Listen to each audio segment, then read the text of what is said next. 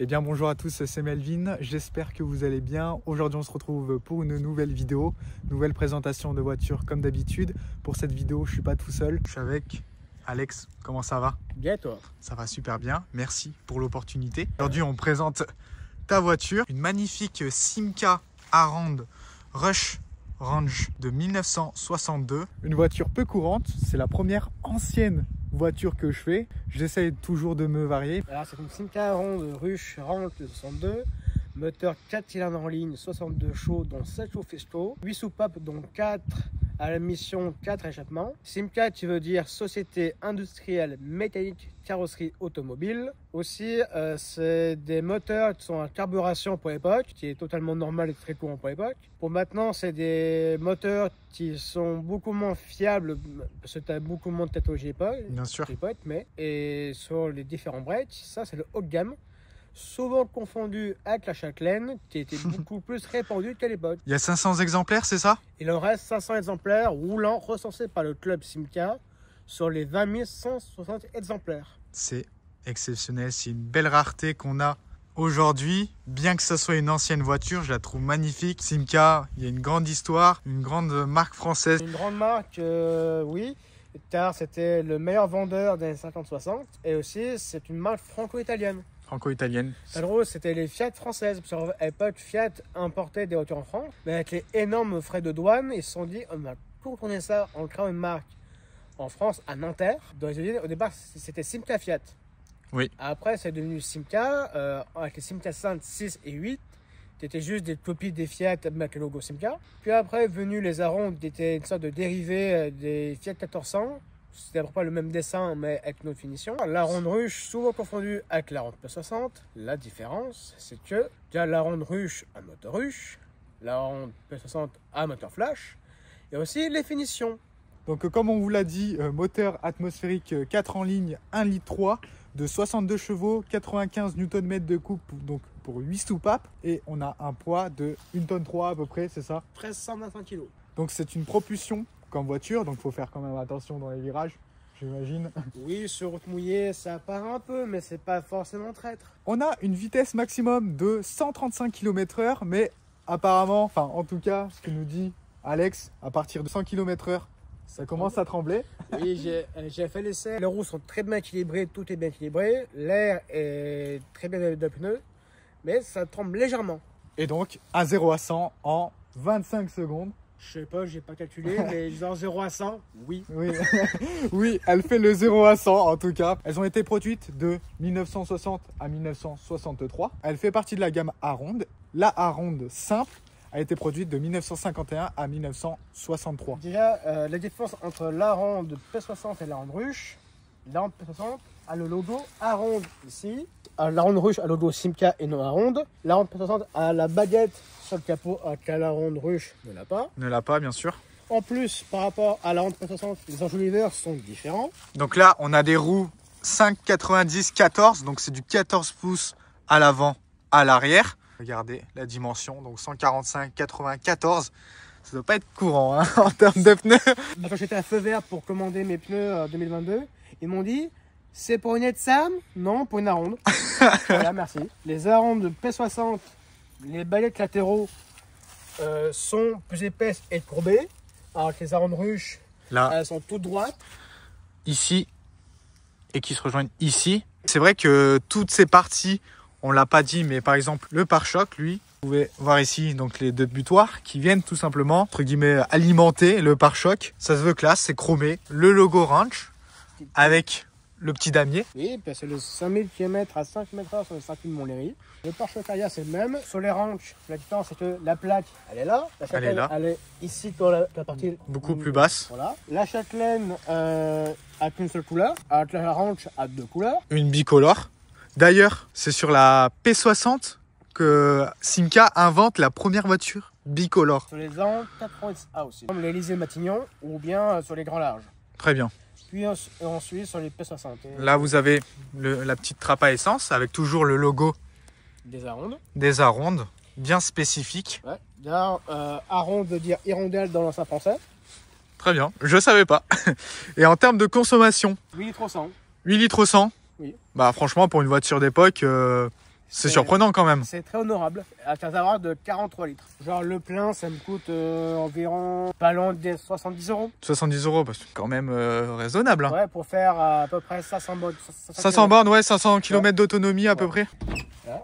Tac. Bon, l'intérieur n'a jamais été restauré. D'où le siège qui a pris un peu cher. Cuir rouge. Cuir rouge, oui. Quelque chose que tu m'as pas dit avant de venir. Il n'y a pas de ceinture. Bah là, c'est normal. Bah en fait, ça paraît tellement logique pour l'époque que j'ai pas besoin de stipuler. Il est venu me chercher et je lui dis mais elles sont où les ceintures? Il n'y en a pas. Mais c'est tellement d'époque, c'est tellement l'image typique de la voiture ancienne. En fait, les premières ceintures sont apparues en 70, donc 8 ans après. On a tous cette habitude de mettre la ceinture quand on rentre dans une voiture, quand on va l'essayer. Là, j'ai cherché 3 secondes, hein, pour être honnête. En tout cas, j'avais, entre guillemets, oublié qu'il n'y avait pas de ceinture. Enfin, en tout cas, sur les Arondes. Pour l'intérieur, très classique, hein, c'est un intérieur d'époque. Donc, regardez, volant. Très sympa. Avec les compteurs qui ont un peu vieilli, un peu fondu. Pour ceux qui se demandent. Hein. Rappel boîte mécanique. Donc, structurée différemment parce que c'est une voiture d'époque. 4 vitesses. 4 vitesses plus marche arrière. Les vitesses sont au volant, comme la plupart des voitures de cette époque-là. Après, c'est passé au plancher pour une question de praticité, parce que c'était mieux. Après, bien sûr. C'est une nouvelle invention qu'on a gardée. Vous avez quand même un système de chauffage, hein, pas négligeable. Qui est ici. Là, il est à fond. Là, il est à fond. Ouais, donc, là, il est à 0. Il y a 0, 1 et 2 niveaux pour le chauffage. C'est l'impression de l'autoradio, c'était une option à l'époque. Là, je l'ai pas, mais c'était tout le monde. De toute façon, en vrai, là, ça fait style, hein, ça fait sens quand même, là, quand on est au volant. Le cendrier. Un cendrier. La petite boîte à gants avec les chiffons qui vont bien. Donc là, quand même, il y a un petit peu de rangement. Frein à main, bien sûr. Les 3 pédales. Démarreur, vous mettez la clé ici et on a le starter. Si je mets pas un peu de starter, elle a un peu du mal. Mais le starter, c'est une aide, et une aide un peu pour démarrer. En fait, quand elle est froide, elle t'impacte le ralenti. Ce qui fait que si je mets un peu de starter, ça ouvre un peu l'arrivée d'essence pour le carburateur. D'accord. Ce qui fait que tu as plus d'essence qui rentre dans le carbu. Et ce qui fait que une fois tu es démarré à froide, et qu'après j'attends vraiment 1 ou 2 km selon la température. Bon, si c'est l'été, 1 km, si c'est bien sûr. Une température par exemple qui fait entre 5 et 10 degrés, comme ici, bah je mets sur 2 km. Et on passe donc à l'arrière. Alors, petite spécificité sur les sièges, vous n'avez pas d'appuie-tête, les sièges de l'époque. Et vous avez quand même de la place à l'arrière, une grande place. Et ensuite le coffre. Et on est aux alentours de 500 litres. 500 litres après d'eau ou de pastis. Ouvrir la portière pour ouvrir et fermer la vitre. Regardez ce système. Tu vois ces petites vitres là, elles s'ouvrent. Oui. Tu appuies sur le bouton, tu tournes. Après. Mais non, exceptionnel. Quand tu roules, tu peux soit ouvrir la fenêtre complètement, soit activer ça. Juste celle-ci. Ouais, c'est bien pratique quoi, quand même. Et moi, je vais montrer quelque chose de spécifique sur le coffre que je crois que Rolls-Royce ont recopié. On prend la plaque.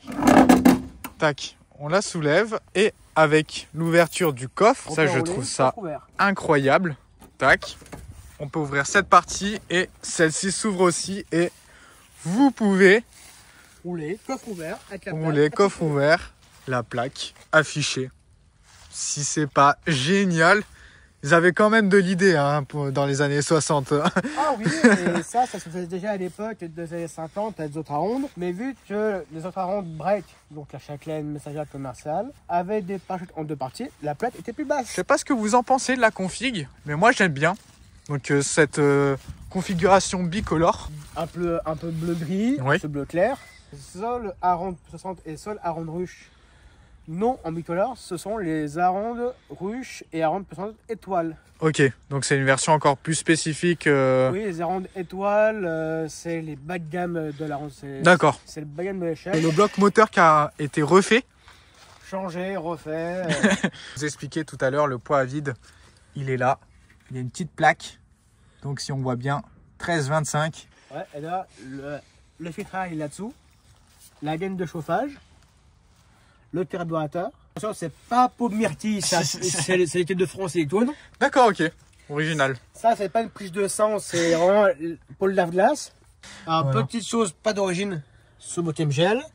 Tu as une assistance à la bobine. Oui. Pour le démarrage. Bien sûr. Après, j'ai les compacts capots qui sont neufs offert par mon parent. Là, je le remercie pour tous les travaux qu'il m'a aidé à faire dessus. La pompe à essence qui est neuve. Pompe à eau qui est neuve. Il ne me reste plus qu'un klaxon sur les deux. Voilà. Oh, ça klaxonne quand même. Très bien. Donc voilà pour les principales caractéristiques. Moi, je voulais vraiment vous filmer une voiture ancienne parce que pour moi, la passion automobile se traduit par la variété de voitures.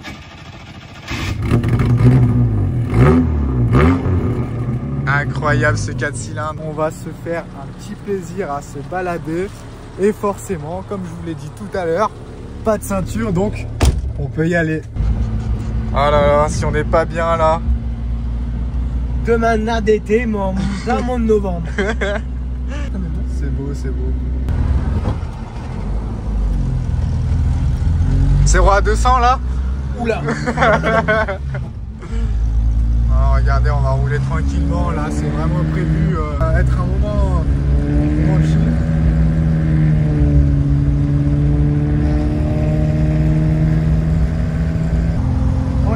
Tranquillement, avec un beau soleil, une belle voiture, un beau passionné.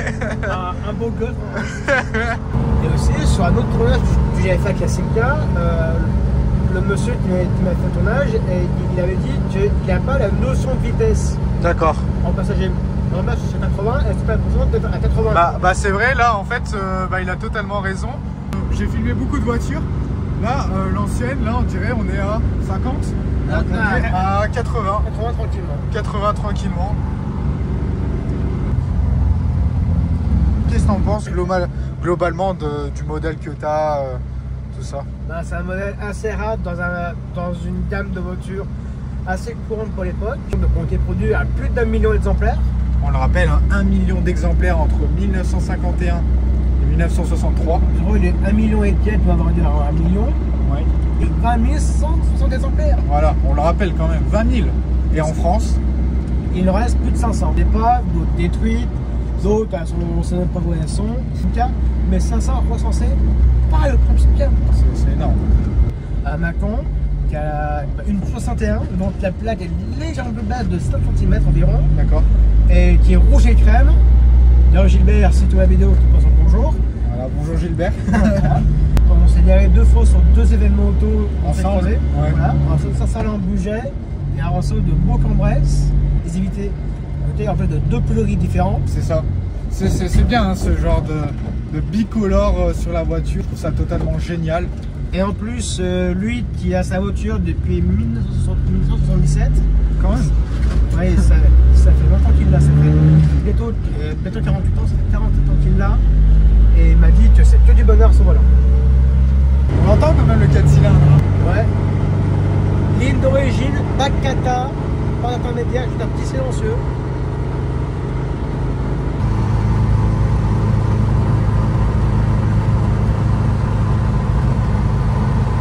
Et bien voilà, fin de la vidéo, fin de la présentation. Je remercie Alex pour ta participation, ça fait super plaisir. Est-ce que tu as un petit mot de la fin pour cette présentation? J'ai rien à dire. Rien de spécial à dire? Écoutez, personnellement, c'est moi qui vais conclure la vidéo. Première voiture ancienne que je présente. Et c'est pas n'importe quelle Simca. C'est une version un peu spéciale de la Harangue. Je pense que je vais continuer sur cette voie-là, sur les classiques. Bien entendu, on va toujours se varier. Je remercie encore Alex pour la participation à la vidéo. Très grand connaisseur. Ajoutez son Instagram si vous voulez. Merci à tous d'avoir suivi jusqu'à la fin de la vidéo. Et moi, je vous dis à la prochaine. Salut!